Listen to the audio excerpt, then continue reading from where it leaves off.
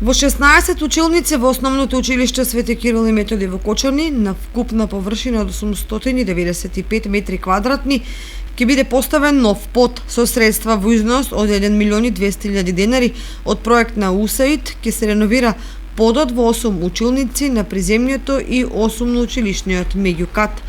Реконструкцијата на Основното училиште Свети Кирил и Методи е во рамките на компонентата 3 стимул за училиште реновирање на проектот на УСАИД за меѓуетничка интеграција на младите во образованието, што го спроведува Македонскиот центар за граѓанско образование во соработка со Министерството за образование и наука и сите образовни институции.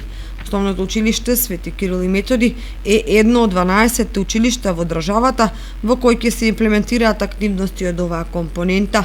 За таа цел, во секое од избраните училишта е формиран тим за реновирање на училиштата како партнер во текот на работата. Тимот за реновирање на Основното училиште Свети Кирил и Методи одлучи да го реализира проектот за замена на подовите во училниците. Изведувач на работите е Агора Епоксид, а надзорот ќе го врши фирмата Бар.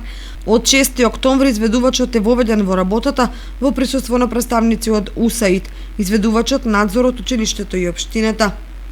Обврската на Основното училиште Свети Кирил и Методи и на општина Кочани е со свој придонес да обезбедат под уште за 6 училници со вкупна површина од 400 метри квадратни.